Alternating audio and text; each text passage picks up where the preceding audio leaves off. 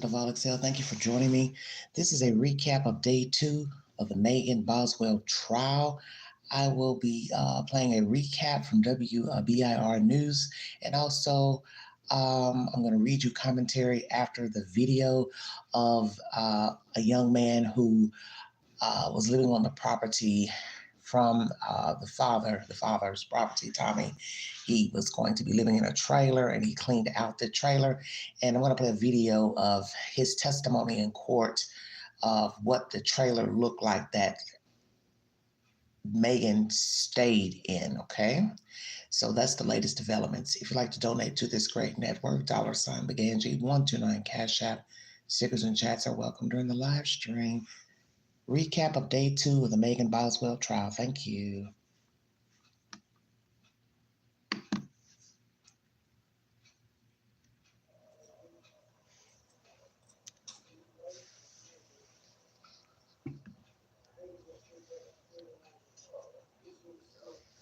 Hi everyone, my name is Lauren Lovett. I'm a reporter here at WBIR, and I've been following along with the Megan BOSWELL trial. As you remember, that is the Sullivan County mother who's accused of killing her 1-year-old daughter, Evelyn, back in 2019. Today was the second day of testimony, and I'm here to break down a couple of those key witnesses that we heard from today. We heard from a TBI agent, a DCS supervisor, some of Megan's friends, her father, and Evelyn's pediatrician. So from all those witnesses today that the state brought forward, it seems that they're trying to show that Megan was a chronic liar as she lied to her friends, family, and officials as they were working to find her daughter. I'm going to break down some of the key information that we learned today. In an interview that the TBI conducted back in February of 2020, she admitted for the first time that her daughter was dead. That was near the end of February 2020. She told them that her boyfriend, Hunter Wood, could have rolled over Evelyn in bed as they were asleep, and that he apparently told her not to call the police as they would both go to jail.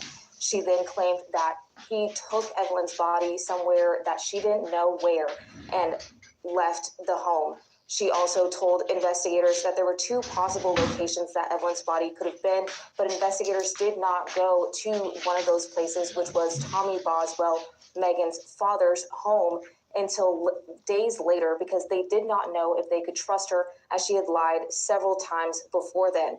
We also heard from Tommy BOSWELL, Megan's father. He had testified that Megan had told several lies, including that Hunter Wood, her boyfriend's mother, was watching Evelyn, and then that Ethan Perry, who she claimed to be Evelyn's father, had her and was refusing to give her back because he wanted custody. Tommy BOSWELL was questioned about Megan being put into foster care when she was 17. He said that's because when she would go stay with her mother did not make her go to school. And then she got in trouble, and so then she was put into foster care. He said that he worked with DCS to get custody of her back, and he was able to do that after Evelyn was born. He said that he took care of them. Anything that they needed, he provided. But eventually he did have to move her out of the home as she refused to clean up after herself. She then moved into a trailer that Tommy BOSWELL's son owned until she moved out of there to then move in with her boyfriend, Hunter Wood. Tommy BOSWELL is the one who reported Evelyn missing, leading to DCS and TBI working to try to find her. We heard from a DCS supervisor who investigated that case. He had went to Hunter Wood's home to find Evelyn. He said that he was not able to find her, and he found little evidence that she had lived in the home. The only things he had seen were one unworn outfit with the tags still on, a memory box full of things of Evelyn's, and then one single sippy cup. He said that BOSWELL claimed Evelyn was with her father, Ethan Perry, but DCS confirmed that wasn't true. They had talked to him, and he had said that he had not seen that toddler since Christmas. Jurors also heard from several of BOSWELL's friends. I'm going to summarize a little bit of their testimony. One had said that she had seen parenting issues, like Evelyn forgetting to change Megan forgetting to change Evelyn when she was left in a dirty diaper for too long, and also one instance where Megan forgot to buckle Evelyn into her car seat. She also said that BOSWELL had gotten a weird look in her eye after this woman gave birth to her own child, and said that BOSWELL continued to say, "I love you," over and over again. Another said that Boswell had lied about Ethan Perry filing for emergency custody. More of today's testimony can be found online at WBIR.com. We're going to be updating you online and on TV as soon as possible, and I will continue to give you these nightly recaps. All right, everybody. Lordy, lordy, lordy, what a story. Okay.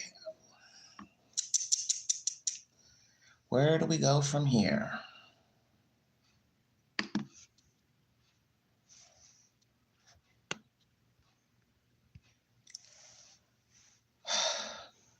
Let's recap some of that information. So I'm going to show you another video of the guy who lived in the trailer with, lived on the property owned by Mr. Tommy Boswell, Megan's father. Let's recap some of this information. Welcome to the Vault Excel.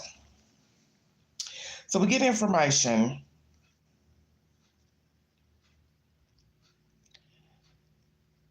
that she's lied, blaming different people. First, she blamed Hunter, the boyfriend, claims that they rolled over on the baby. He took the baby out. The baby was hidden in two places. She wouldn't say where they were. Then she blamed the baby daddy who lived in Louisiana, saying he was trying to exact retribution for wanting custody. We learned that she was in foster care at the age of 17. She went to live with her mother. The mother wasn't making her go to school. She, Evelyn, and Megan, providing for all their needs. But she still is not doing her part. So he asked her to leave the trailer. She then goes and moves in with the boyfriend. I need to have an exact date of when she moved in with the boyfriend. How with her, because I do believe Tommy said he hadn't seen the child since November, around the 19th or somewhere in November. So that's probably Thanksgiving. So did he see the child Thanksgiving? Was that the last time he saw Evelyn? Because you're talking about a 3-month span of no contact and no visual of the child. And that's very prevalent, because what people are going to ask, and what I asked before when I covered this case, why in the world would you wait 3 months to notify DHS pertaining to the child? This is just absolutely ridiculous that you will wait this long, 3 months, and not try to contact authorities that the child is out of sight. That's a long time from November to February. So when she moved in with Hunter, did she have Evelyn? That's what I'm curious to know, okay? They say Ethan saw the child around Christmas. So how could he have seen her if the friend said she came to visit her December 9th when she was pregnant? And this is when Megan was acting weird and strange and telling her she loved her and acting overly concerned with everyone that was around. How could you have seen her Christmas when December 9th is before Christmas? So you saw her what, on a video chat? Help me understand. So when was the child unalived? November, December? Because I got a feeling the child was already gone in December. So at what point was she deceased? Because Ethan says he saw the baby Christmas. So does he consider the month of December Christmas? Does he have an exact date? Because something's not correlating. She went to Knoxville to visit a friend who was pregnant, December 9th. That young lady says Evelyn was not with her, the baby, at Christmas time. So we need to talk to Hunter. Hunter, when you met Megan Boswell, did she have a child in tow with her when you met her? When she came to stay with you, did she bring a baby with her? That's the basic rundown at the moment, and a recap from day 2, different people testifying, people who knew of her, friends, associates, allegations of abuse, neglect, as you heard in this commentary. She didn't keep a clean house. We're going to show you that video where they have pictures of the trailer that this man cleaned up because Tommy was giving him a free place to stay in exchange for being a maintenance worker. I'm curious to how long that relationship worked out between he and Tommy. Do they still speak? Because we know Tommy is a bit volatile and he's got a temper just as well as the mother. And you're now getting a glimpse into the life of Megan Boswell with her parents. She didn't have a good life with these people. As I said, they were tumultuous. They argued a lot. I learned all this when I was, covering this case years ago when the child went missing. And so you have to think about history. She turned out to be a killer monster, allegedly. And what life could the child have had? Once you see how she's living in a trailer, it's common sense. You can't say you love your child, you love your children when you don't even keep your own damn house clean. You're showing that you don't even love yourself. So how can you love a kid? How can you love somebody else when you're showing you don't care about yourself? Let's get into that video, everybody. Welcome to the Vault XL. Crazy, crazy. That was a breakdown from WBIR News. The father, he took the stand. DCS worker took the stand. But we're going to listen to this man who cleaned out the trailer in order to have a place to stay. He was supposed to move into the said trailer, and he had to clean it out. And we're going to hear his testimony pertaining to the state of the trailer. And then I'll give you a rundown of everyone that testified during yesterday's trial. Thank you for joining me.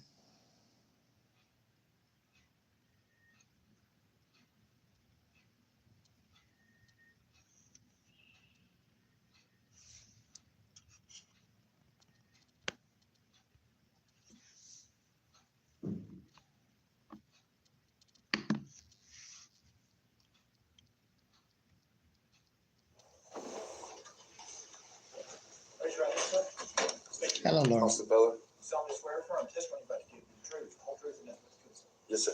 Speak into the microphone, please. Good morning, sir. Morning. You're Austin Feller, is that correct? Yes. All right. And Mr. Feller, at one point in time, did you live at a trailer park out on Sugar Hollow Road? Yes. And is that in Sullivan County? Yes. All right. And why were you living there at that particular location? Because at the time I was working for Tommy & Sons Paving, and they said I could live there for free if I were to do maintenance on the trailer park. Okay. And was that back in 2019? Yes. Okay. I'm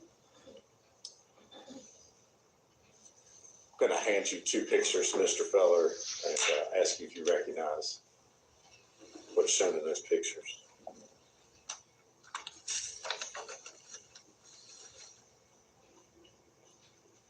Yeah, I recognize them.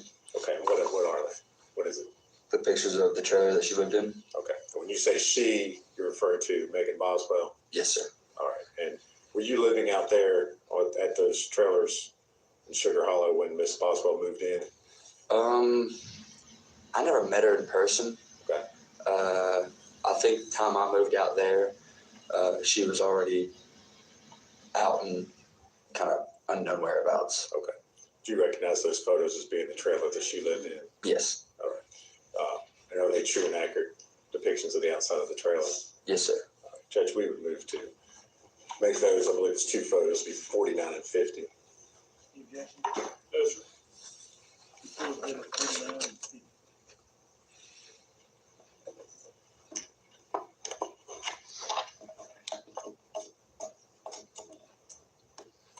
And I'm going to publish those to the jury.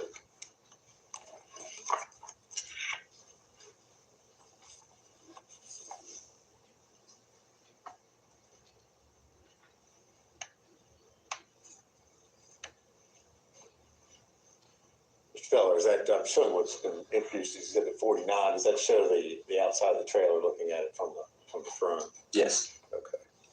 And then I'm going to show you Exhibit 50. What does that show? The front of the trailer. Okay. Just a little closer view. Yeah. All right.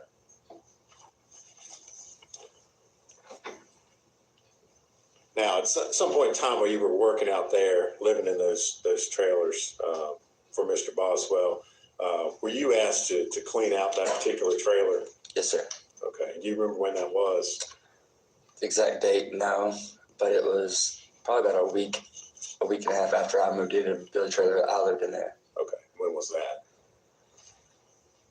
It's been like 5 years ago. Okay. I couldn't give you an exact date. I'm sorry. That's fine. All right.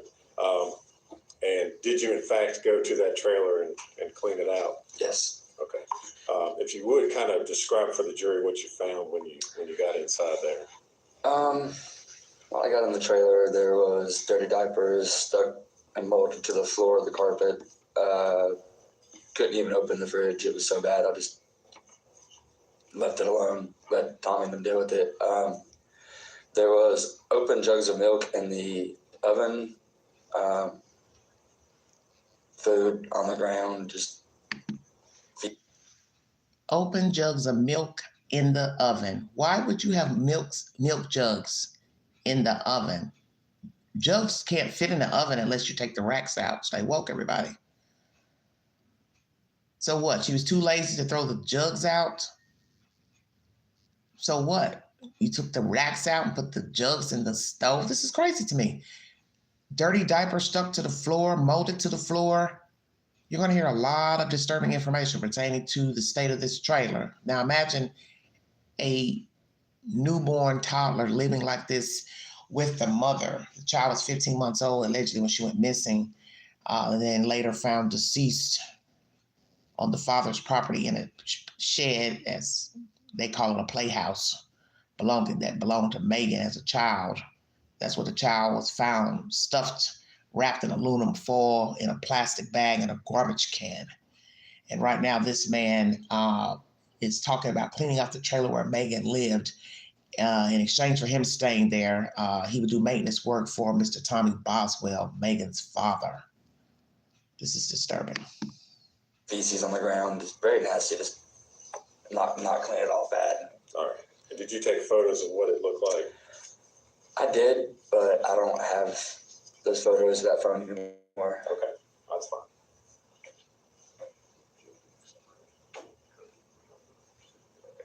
All right. Approach.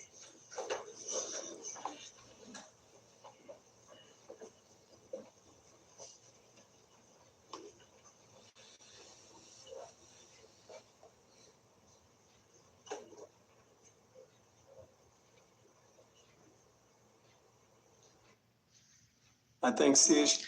Brief information, everybody. The trailer was not clean at all, says this young man who cleaned the trailer out. He says he didn't, I guess, keep the phone with the pictures on it, but somehow the district attorney, they got the photographs from somebody. I don't know where they got them from, I don't know, but they've got the photographs. You're going to see them here during this broadcast. Feel free to go on the YouTube queue to check out the trial from yesterday. I'm recapping day 2. Today, Friday, marks day 3 of the Megan Boswell trial.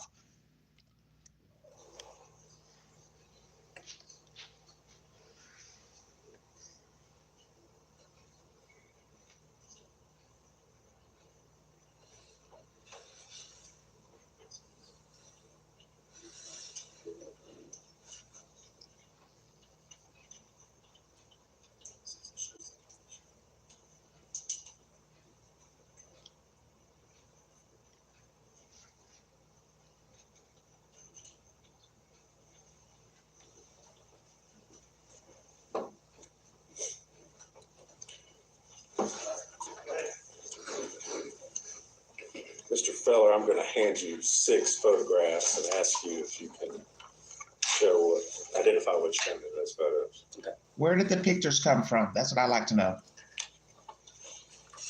Where did they get the photographs of the trailer? From the father? Megan's father? Yeah, that's it. Okay. Those are the photos you took that show the inside conditions of the trailer. Yeah. All right. Do they accurately depict the condition of the inside of the trailer when you found it? They do. All right. Judge, I'd move to make those the next 6 exhibits. So he admits these are the pictures he took. Once again, how'd they get them? Because he said they were on a phone, an older phone. 6.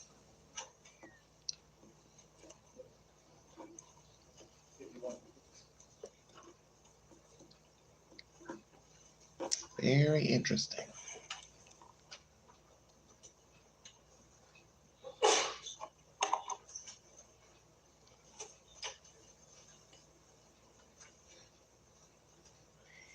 How embarrassing she must feel sitting there in court and everyone seeing how she lived on her father's property and then being accused of murdering her own child and blaming different people for the murder of her baby Evelyn.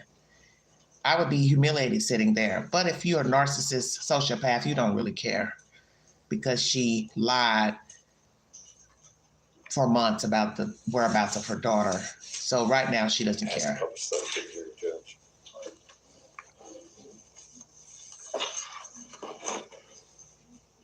Fella, I'm going to start with Exhibit 51.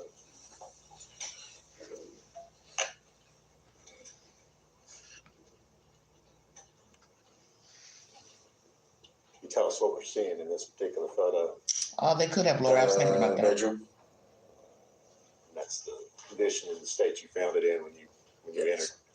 You did not move or toss anything or otherwise. Everything you see is exactly what I walked into. All right. Now I'm going to show Exhibit 52. That was a bedroom they showed. Now they're showing a hallway, a view to the The bedroom. hallway into, I believe, the daughter's bedroom. Right. And again, you did not object. Oh, here comes the crybaby. Oh, you don't know which room it was. Doesn't matter. The house is filthy regardless. Who cares about whose room it was? Mickey Mouse, Donald Duck, the house is nasty. Point blank. Ladies and gentlemen, sustain that objection. There's no foundation that he would know that was the daughter's bedroom. And I'm going to instruct that you're not to consider that statement for any purpose. Oh boy, these defense attorneys, they're something else. All right. So, Mr. Feller, this is the picture. You're not sure, you don't know, have any knowledge as far as who was staying in what particular rooms, but that's another angle of the picture you've taken from inside the trailer. Yes, sir. Is that correct?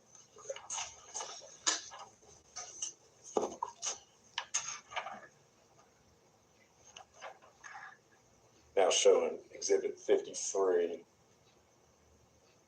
I think that was the walking into her room, Megan's room. Well, don't speculate as to whose rooms. Gotcha. Okay.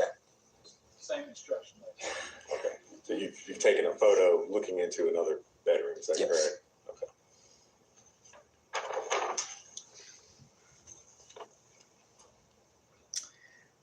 Oh Lord. Now it's showing Exhibit 54. What's shown in that photo? The living room. All right. And again, Oh, you did not place. They're not going to complain about that? Sort of anything. Him That's calling it exactly the what you living saw. room? Exactly what I saw when I walked into. Let's go back to that. Since they're worrying about him stipulating which Exactly what room I is saw when I walked which. into. That's the living room. Y'all aren't complaining that he's calling it the living room? Oh, don't say which room is which. Don't say it's the baby's room. Don't say it's Megan's room. The house is nasty. Who gives a damn? But sorry about that, everybody. Buffering. This is where he's going to be living. So he had to clean this mess up in order to stay there in exchange for doing maintenance work for Mr. Tommy Boswell, Megan's father. I think they said he had a little bit of money. They're still gutter trash to me because they're street people. When you go back in time and you listen to the horrible things these people have done to each other, the parents arguing, fussing, beating up on each other, just crazy stuff. Megan grew up with these people, and then later she has a kid, young, and she unalives her kid because she wanted to be free. Point blank. This is how she was living. You take a good look. A baby was in this mess, in this murk. Clothes, dirty diapers, fecal matter on the floor, lampshade, lamp without a damn lampshade. Just filth. You got to step over filth to go from one room to the other. And they want to sit in court and argue about whose damn room was which. Nobody gives a damn. She's nasty.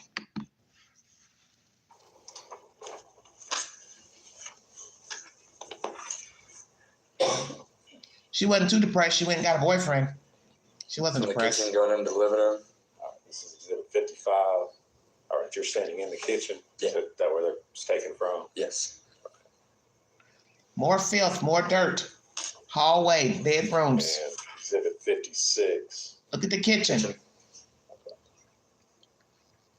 Let's pause here. This is the kitchen. This is where you're going to be making food for a kid, food for yourself. Naturally, you have to have a sterile environment with newborns and babies. This is how children get sick. This is how adults get sick. Now, some people are going to say, well, just because a person has a filthy house don't mean they murder their kid. Well, you're entitled to your opinion. But the little girl was found dead. So do the math. The little girl was found dead. Okay? The baby mother blamed everybody she could find to put them as the suspect. She blamed the boyfriend who she was living with, rolled over on the babies, suffocated the baby, then threw the baby out. Then she said the baby was in Louisiana with the father who's in the military. He hadn't seen the baby allegedly since Christmas, but we know that's not true because the friend said she came to see her when she was pregnant or giving birth December 9th. So that's before Christmas. So I don't know what planet Ethan Perry was on. And I'd like to know what was his real relationship with her and the baby. I don't think he was present for this child. I think they just met as young people, hooked up, had sex. He went his way, she went her way, and she was stuck with a kid, okay? She had this baby very young. But she didn't know what to do with the kid. And then you have to look at her background, where she came from. Naturally, she wouldn't know anything about rearing a kid, being, good to a kid, because she came from people who beat up on each other. Foster care, short, wow. She was lost, but she didn't have to kill this kid. That's my point. And then when you look at this shows you the environment the child was growing up in. Beautiful baby girl, beautiful baby, prettiest blue eyes. This is what she was stuck with, stuck in. You take a good look, because many people live like this with or without children. And there's no excuse to live like this, none. I don't make excuses for people who live in filth, who even hoard. You feel like you have a mental condition, go get you some help. Go get you some help, first and foremost. Go get you some help, because you can't be of any use to anyone else, especially a child, a newborn. There's no reason for anybody to live like this. I don't give a damn if you got kids or not. I don't care if you got pets. Same thing. If you got dogs and cats, you live like this. Your ass, hey, you need your hide beat. That's my opinion. Because there's no excuse for this. Photo of looking in on the stove and the refrigerator that way. Is that correct? Yes. Okay. And again, you did not place any objects, move any objects prior to taking these photos? No, sir. I saw an interview. Brief intermission, everybody. So this is a recap from yesterday, day 2 in court. And these, just giving you a little synopsis of those who testified in court.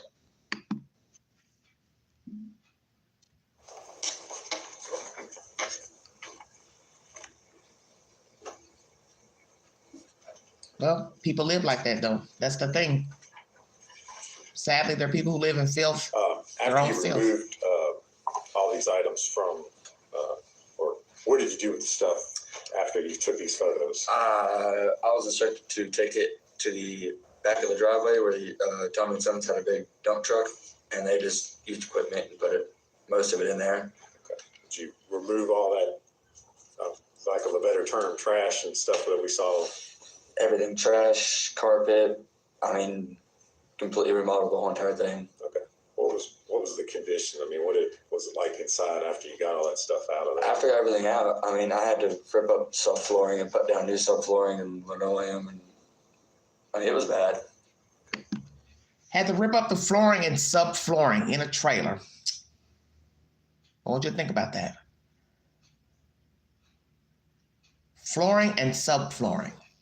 That's how nasty the murk was, to where it seeped under any type of flooring, carpeting. Had to remodel the entire trailer. Now I want you to think about the fact that she left that trailer and moved in with Hunter, her new boyfriend, And as I said before in this commentary, where was the child when she moved into this trailer?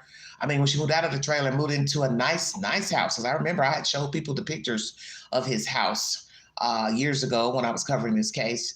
And Mr. Hunter had a nice little house. He was living good for a young man. He was doing very well for himself. I think he had some type of fast food hot dog stand or something he was doing. And he was doing good for himself. So what you have to ask yourself when you look at these pictures of how this trailer looked, how did she live in the house with Hunter? Hunter, did you ever know that your girlfriend lived this filthy? Did you ever go to this trailer and see how she lived? Because now we have to ask, what type of person are you? If you ever went into this trailer, why would you date a girl who lived like this? Checkmate. What is the old saying, birds of a feather? Come on now, let's keep it real. We're all grown. You met her somewhere, you've had sex with her somewhere, so I'm asking.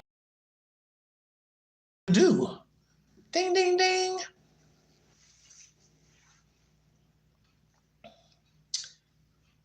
When you were messing around with Megan in the beginning, before she moved in with you, where were you two having sex? Please tell me not in that nasty trailer. Wow, wow, wow, wow, wow. Bet nobody thought about that. So I want you to think about all of what I'm saying now. Nasty trailer, child being raised in that. The father puts her out because he's tired of how she's living. She moves out with the new boyfriend, don't know which month it was. So then you got to ask the question, did she take the child with her or did she murder the child at some point in between dating him and the baby at his new house? Did he even like kids? Did he want her to be there with the child? See, we don't know. Got to hear all that. So did she take her child to the new house? And how did she live in the house with Hunter? Because he had a nice house. I saw the pictures. I think it was on IG. She had posted it to IG years ago. He had a very nice house. Matter of fact, I think he was building the house or something like that. So I just want to know. I want to know how you two met, and I want to know where you two were having sex, because if you were having sex in this trailer, he's a dirty bird too. And did she take her child to the new place where he was moving or building or whatever? Curious. See, these are the things nobody likes to ask. I'm queen. I ask everything. I ask all the questions nobody wants to ask. And you know when you're dealing with a trial, there are going to be things you're not going to hear. You can best believe after this trial, there's going to be somebody that's going to pop out like Jack in the Box and start telling stuff. And the first thing you're going to say, well, why you didn't go tell that in court? Because people are like that. People don't like police. People don't like testifying. But they'll surely run to YouTube and Facebook. Let me tell you what I heard. Let me tell you what I saw. Nah, we want to hear it in court. We don't want to hear it on Facebook. Go get in that little box. Tell the truth. Because every little thing helps. Every little thing helps. And the fact that people saw her without that kid, it's going to lead you to believe she murdered her kid. Because why are you walking around town and visiting different people without your kid? So then you got to prove your kid is somewhere. Peter, Paul, Dick, Mary, and all these people she's been implicating, they're telling police, I don't have the kid. I don't have the kid. Stay woke, everybody. Is there any sort of odor or anything in the trailer? I had to use respirators to enter the house.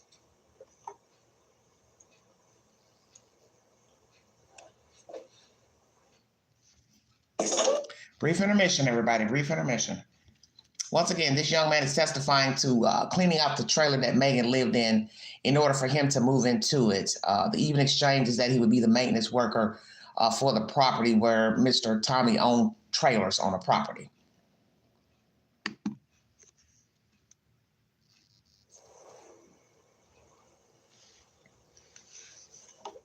Was there any particular reason why you had a respirator on? It's just such a foul odor coming from the just moldy milk and food and dirty diapers that were laying. He had a respirator on. Bad smell. To clean the trailer. All right. Thanks, sir. If you would answer any questions. Wow. Wow, wow, wow. What, you don't know when you moved in as a trailer park? I can't really give you an exact date. Without giving me an exact date, was it before or after Christmas of 2019? I think after. I think so. Do you remember what the weather was like when you were cleaning out the trailer? It was warm. It was warm. Yes. So probably February. Probably before Christmas, and if it was warm. Before Christmas, if it was warm. How much before Christmas? I like I said, I couldn't give an exact date or anything like that. I just knew that it was pretty warm outside. I didn't really need much of a coat, just some long sleeves, you know. Well, it's Tennessee weather. Come on, stop the BS. Hell, We never met, it's 70 degrees now here.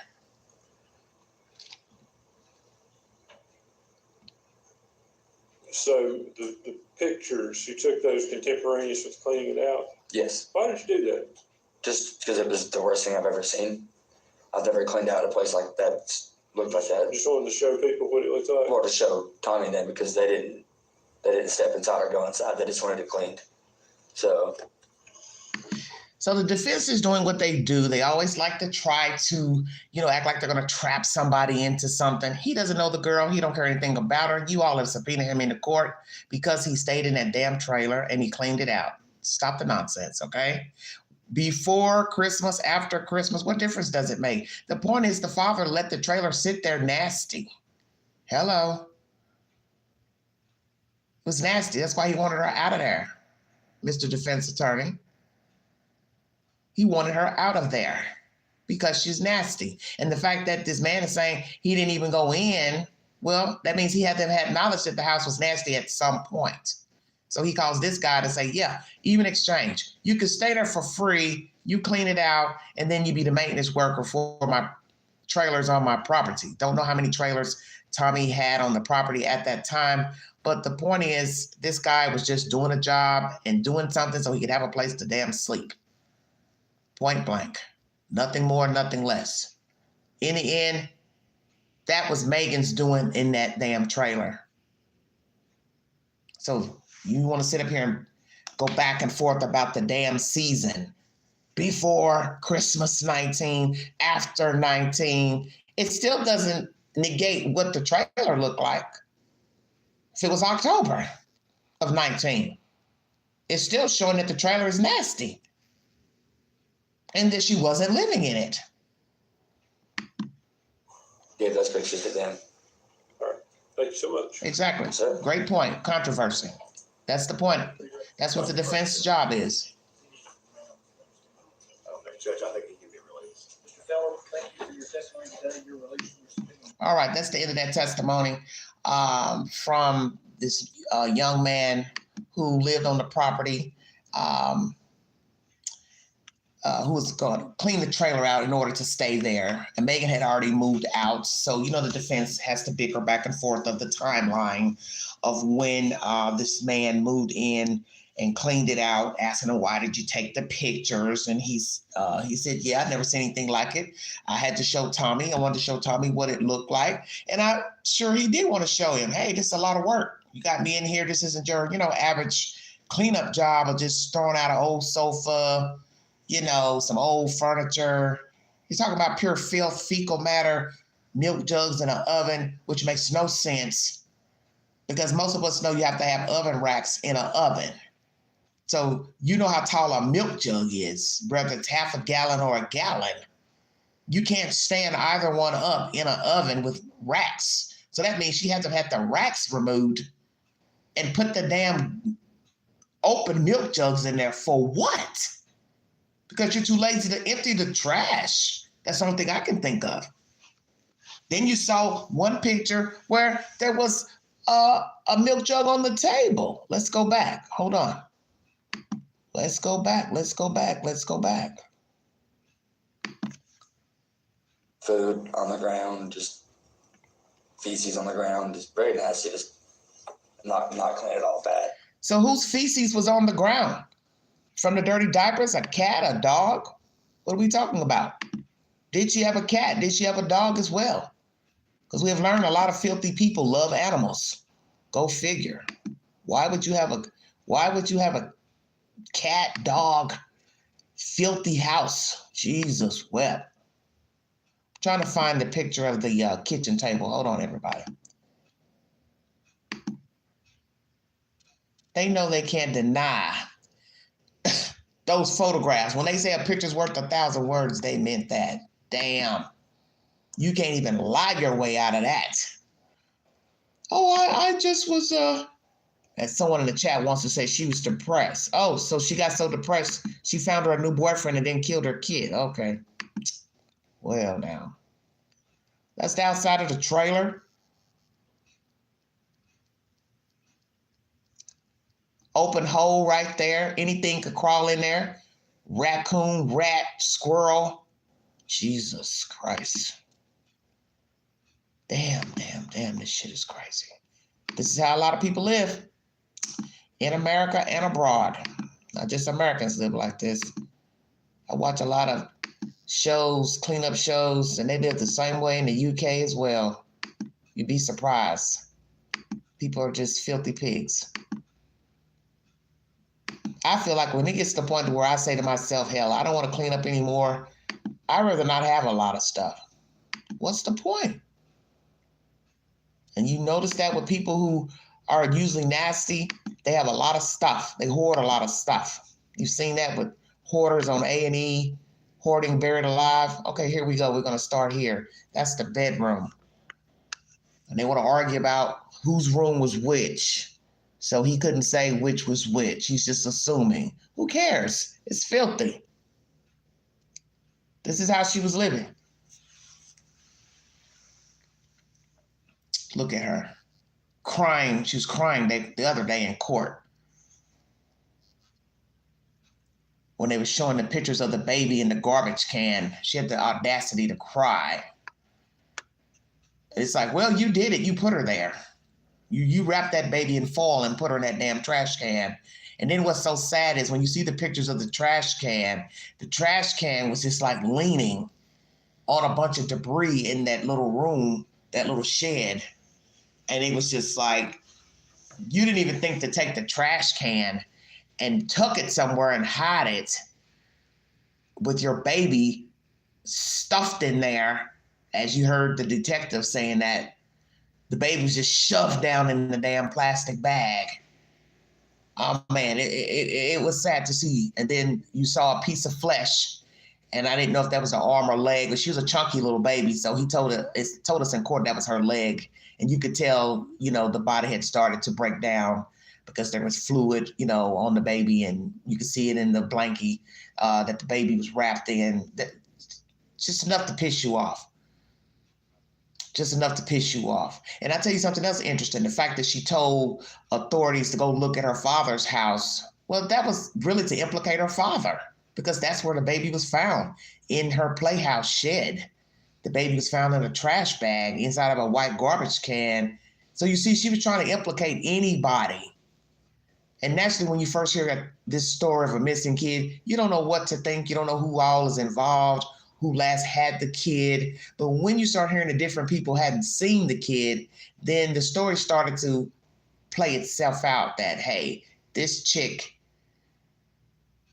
she was last with this kid. And more than likely, she's the culprit behind the disappearance of the baby.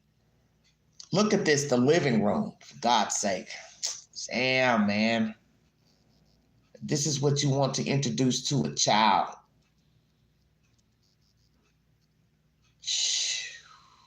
Pizza box on the floor. Oh, I bet it stunk to high heaven in there.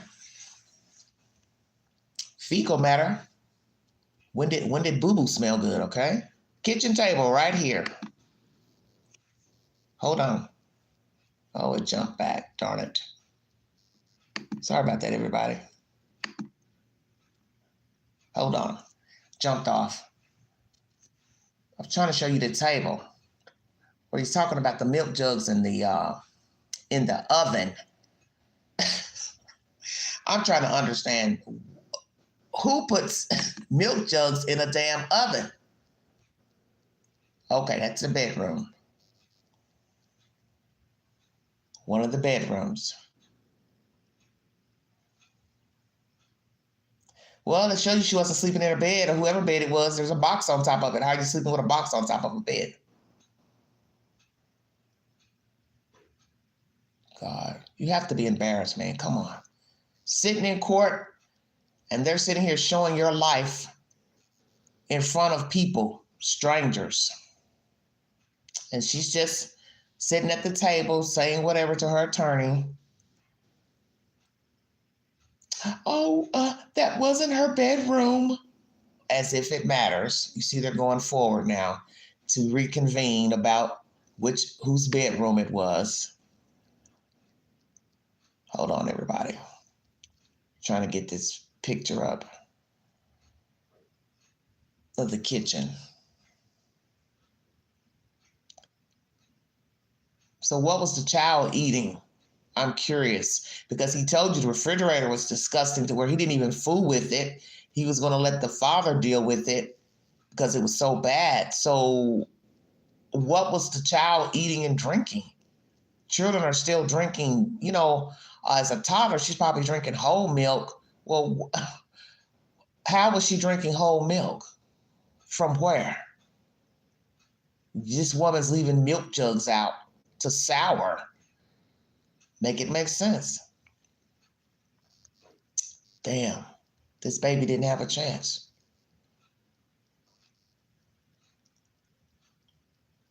She didn't have a chance.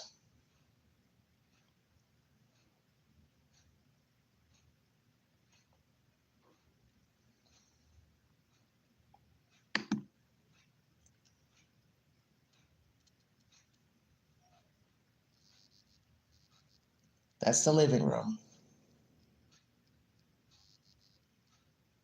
Sometimes a picture is worth 1,000 words.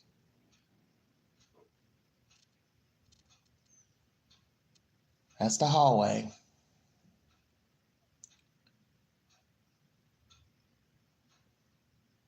Lord have mercy.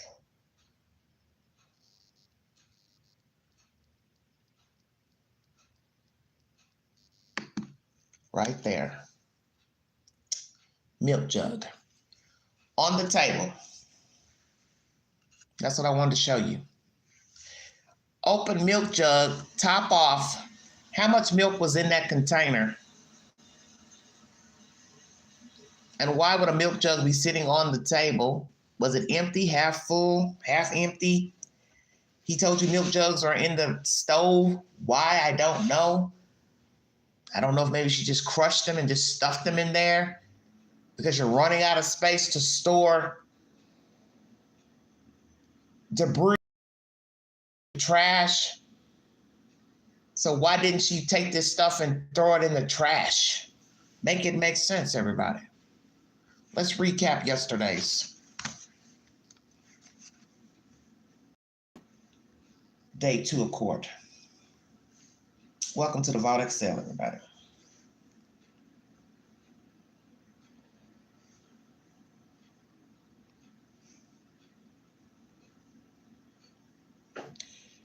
A total of 10 witnesses were called. The trial is set to resume 9 a.m. Friday. Bailey Hawkins, a close friend of Boswell's, took the stand. The pair knew each other since 5th grade. Hawkins said the last time she saw Evelyn was in November of 2019.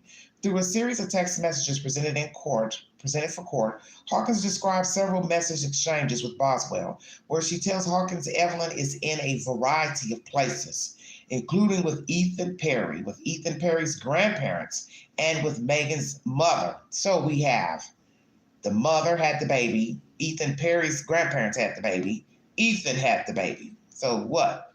3 or 4 people she lied on and said they had her child.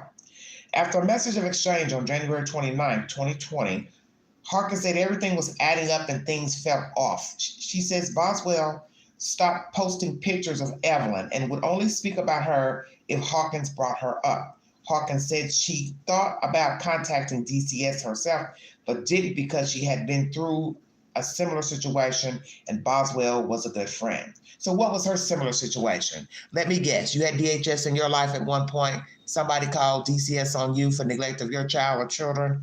Once again, birds of a feather. February 22nd, 2020, Hawkins contacted Boswell after the Amber Alert was sent out.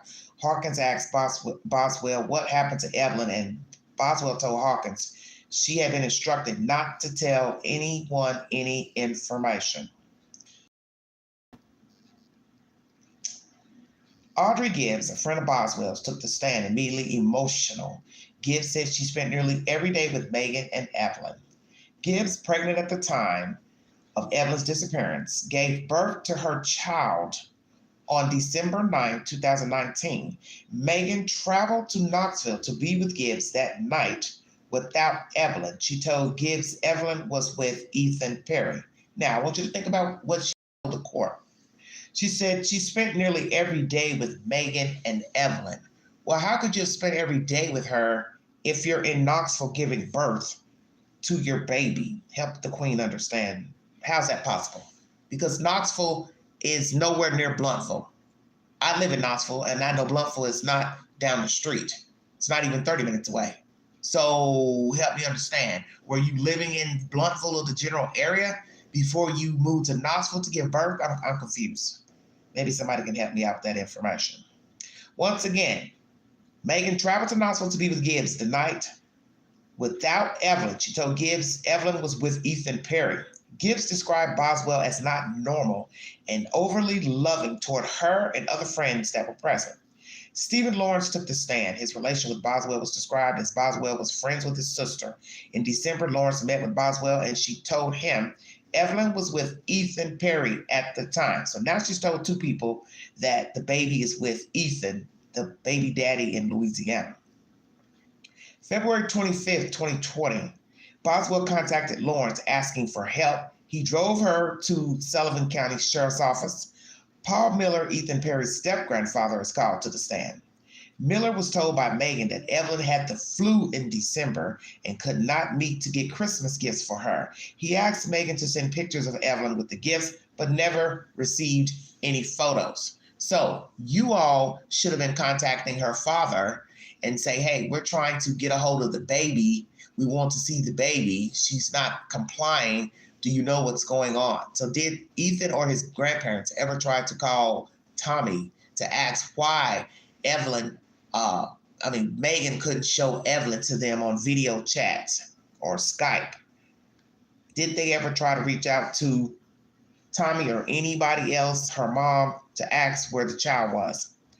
Barbara Pugh, Evelyn's former pediatrician, is called to the stand. Casey Saltz is called to the stand. Her parents were the foster parents of Megan Boswell. So this girl, Casey, her parents were foster parents to Megan at one time. Saltz also worked at Premier Pediatrics, now closed, a pediatrician's office in Johnson City. Saltz said Evelyn Boswell was given care at this facility. She says Boswell would bring Evelyn to her regularly scheduled appointments, except for her 12-month visit, which was December 5th, 2019. So did she kill the child the month of December? Because we're now getting information. The 5th of December, the child didn't make it to her medical appointment. The 9th of December, Megan goes to Knoxville to visit the friend who's having a baby or had a baby, but Evelyn wasn't with her. And we also hear that Tommy hadn't seen the child since Thanksgiving. So when was the child unalived? James Lewis, an investigator with Child Protective Services, called to the stand. Lewis and officers made a visit to the home February 18, 2020 for reports of lack of supervision and abuse. Now, this is what's even more stupid. We have a DC worker goes to the stand to say, oh, we go to the house for lack of supervision and abuse, but it's 3 months later since she was last seen. So why, as I said before, why are you all just now calling DHS about a child? Help me understand. 3 months later, you're calling to say, oh, I haven't seen the grandbaby. Oh, the trailer was a mess. Oh, we ain't heard from her. Oh, she's not posting pictures of the baby online. 3 months later now, everybody. I want you to think about that. That's a long time to bring in DHS. That's why I felt a little fishy about the father as well, because I found that strange. You'd wait that long to call police and Department of Human Services. So now we have a call for lack of abuse and lack of supervision. February 18th, Lewis and officers go to her house. So which house did they go to? Did they go to Mr. Hunter's house? They went to the old trailer? They went to Tommy's house? Whose house did they go to?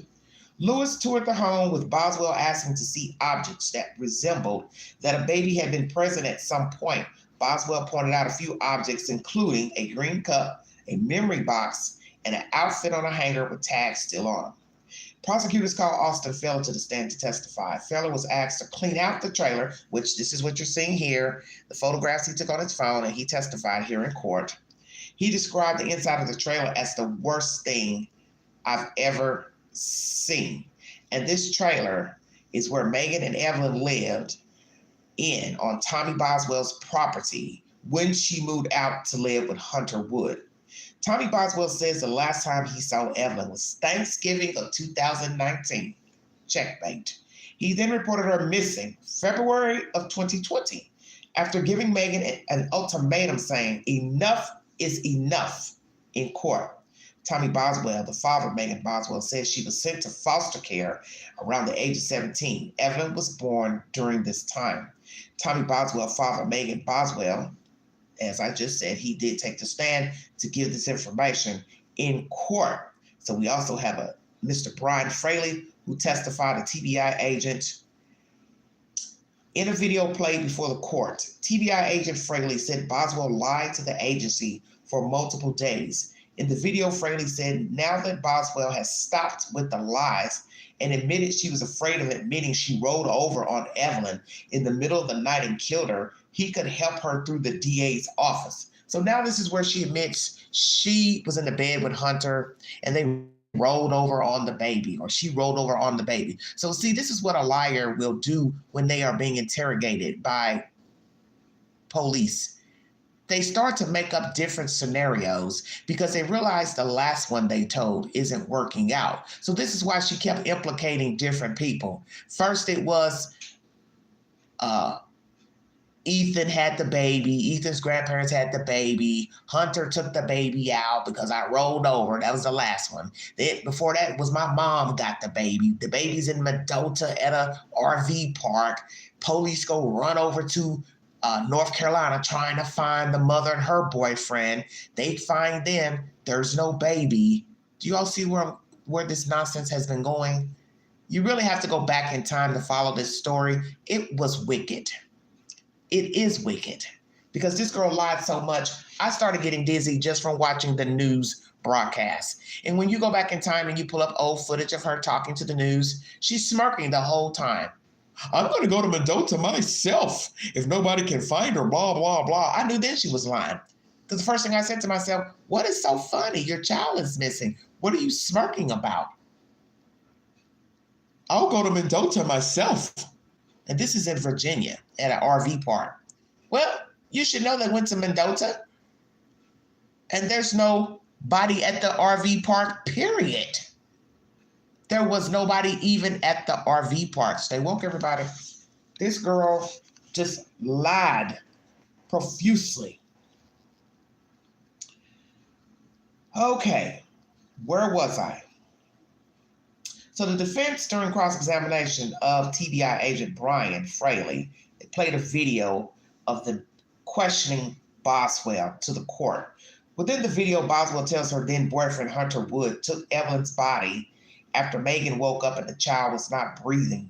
Boswell says within the video she did not know what Wood did with the body. She did not want to know where Evelyn's body was taken. She says in the video that Wood instructed her to not tell anyone about the alleged incident because he would be forced back to prison.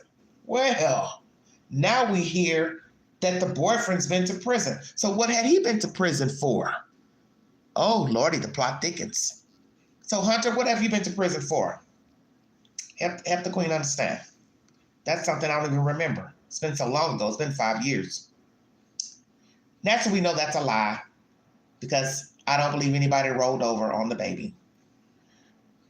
But Because if they rolled over on the baby, why would you take the baby to your father's house and stuff her in a garbage can in your old playhouse?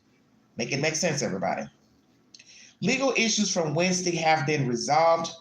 Day 2 of the murder trial of Megan Boswell began on Thursday, which is what I'm repeating to you. And it has News 5 is in the courtroom, and we'll have updates as they become available. You can watch our YouTube stream below. IB.com is the source of this information. So 10 people have testified in the court, and the jury has been sequestered as not to taint the jury from any he said, she said, gossip, internet, news coverage. They're not to talk to anyone. They're not to have phones. They're not to watch TV, which I don't know how that's working out in the hotel, because that means you would have to remove the televisions from every room. And also you'd have to confiscate the people's cell phones, because if you allow them to have their phone, what makes you think they're not watching the trial once they return back to the hotel room? So how is that working? I'm curious. This is my synopsis of everything pertaining to this bat. As you see here, this is how Megan was living inside her trailer with her child before murdering her baby, okay? And to me, this is proof in the pudding. As I said, many people can argue, well, you got to have proof she killed her kid. The proof to me is the lying. Living in filth. Your daddy kicked you out of here because you're filthy. Then you go move in with the boyfriend and nobody sees your child again. And then you send everybody on a wild goose chase, authorities, to your mom, Ethan's grandparents, Ethan. Then you implicated the so-called boyfriend who's taking care of you. That he took your baby and threw the baby out somewhere. All lies. So this is what you have to tell yourself about Megan Boswell. She comes from trashy people. Could she have changed her life, made a better life for herself? Yes, but you lead by example. When you're taught to be a manipulator, a liar, a con artist, you've got that in you. You're carrying that shit around with you. So she learned from the best. Her parents are good liars, drug addicts, stayed in trouble with the law, all of them. All of them. Daddy beating up on the mama's boyfriend. The mama had the boyfriend at his house or some crazy shit when they were married. These people are volatile. Have they probably changed? I doubt it. So she's carrying all that shit around with her. It's in her genes, it's in her makeup. But she didn't have to be like her parents, that's the point. She didn't have good role models. She didn't have people she could turn to say, hey, motherhood is hard. I'm not adjusting well. I'm not feeling well. You know, whatever it is she was going through. She didn't have decent people she could talk to. So what she did was she left, moved in with that boyfriend, and poof, her baby's gone. So what I'd like to know is, when was the child unalive? And she's never going to admit to us that she, one, killed the kid, so she's definitely not going to tell us the date of death. She sat in court this week crying when they showed pictures of Evelyn's body being discovered in the trash bin. And that's all fake. And one thing I've noticed about Megan, she's a sociopath. Because sociopaths lie, and they tell one lie after the other because that's all they know to do. And that's the one thing people don't understand about a liar. You gotta lie to cover up the last lie. And that's what she did with authorities. Had them running around from state to state, Tennessee, Virginia, Tennessee, looking for this kid. She's had been dead. She was at the father's house in that shed, dead. So I'd like to know when she killed that kid. I don't need to know why she killed the kid. I think it's obvious. She wanted to be free. She wanted to be with this guy. He's living a better life than what she has. She wanted a piece of the pie. And as someone said in a comment section under one of the videos, she had an easy, cushy life. She had a brand new car. She didn't do shit. She went to school briefly. I don't think she finished the courses at the college. She was on a good path that she could have had a better life. All she needed was adequate daycare. That's it. That's it.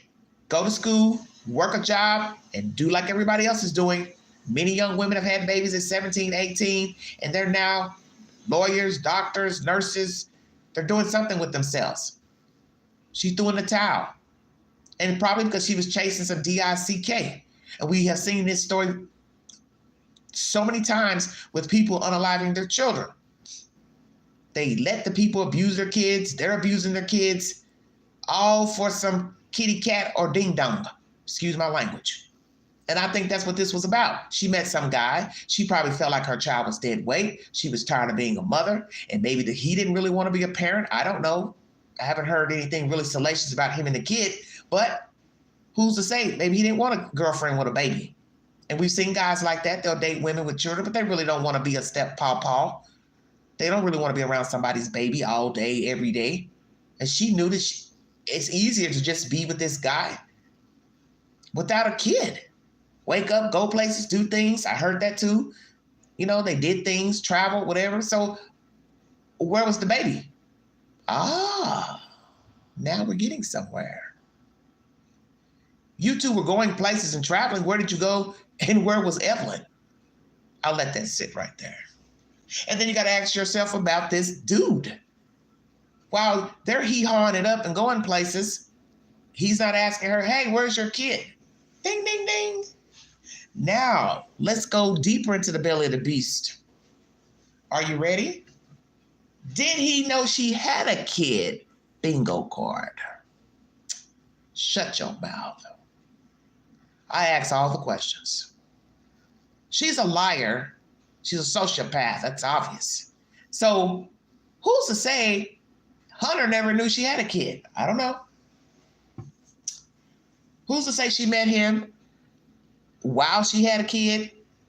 Because they said, you know, she met him right before the child went missing. So who's to say she ever told him she had a kid? I don't know. She could have just said, oh, I don't got no kids. She met this guy. She started liking him, digging him. I ain't getting to tell him I got no baby. And the more she started hanging around with him, hell, I ain't going to tell him I got no kid. I'm going to get rid of this kid. That's the proof I need. That he had knowledge that she had a child, how much time he spent with her and the child. Did he ever see the child? Did she ever talk about the child to Hunter Wood? I need to get that because it's been, like I said, 5 years since I've covered this case. So it's been a long time of information that I just don't remember every little detail because it's been so long. And I'm really shocked that it took 5 years to get this trial on the docket. But when you have people like her, she's playing duck, duck, goose with the lawyers. She didn't like none of her attorneys, and she was difficult to work with. This is what you get when you're dealing with a person that is mentally disturbed. They like to play mind games. And if you decide to ever go back into the book and look at the old interviews, you will see a narcissist in full bloom. You can see this girl is deviant. The lies she told on camera had this lady up there talking on her behalf who was helping her. She stayed with this lady right before she got arrested. Really nice lady who was trying to help her. And she lied to her, of course. She didn't tell her, oh yeah, by the way, I killed my kid. I looked at this lady like, well, if she has a decent life, why didn't you ask her to help you with your kid or take your kid in? Why would you kill the kid? See, there's no rhyme or reason. And as I always say, don't ask why not. Because you got to think like the perpetrator. I did it because I could. I didn't need a reason. I don't owe you an explanation why I killed my kid. I didn't want the kid point blank in the discussion. None of your damn business. And that's what I think of her, how I think of Megan. She's a wacko, sicko. She learned from her parents. When you have parents who stay in jail, stay in trouble, fighting people, beating up people, the mother was an addict, running in and out of trouble for theft, getting in trouble. They even got in trouble after this shit happened with the baby missing, her and the boyfriend. They stayed in trouble. The boyfriend was younger than the mother. They're misfits. And sadly, Megan became a misfit, but of the worst kind. She became a murderer. And that's what young people need to understand. You don't have to be like your parents. You don't have to go down into the abyss because you've got these terrible people. A lot of people don't have great parents. You don't have to be like them. You don't have to break the law. You don't have to be going to jail, prison. You don't have to use drugs, become an alcoholic. You don't have to be like them. And see, now we have to think about if poor Evelyn was still here, what her life would be like. This right here is a picture of what the child was enduring before she went missing. Okay?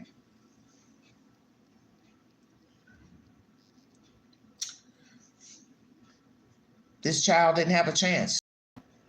And so when you think about how these parents lived and they had children and they were misfits to their children, and then their children were getting in trouble, this one here on trial for murder, just imagine Evelyn growing up in the house with Megan, how she could have actually became just similar to this creature, because this is who would have been rearing her.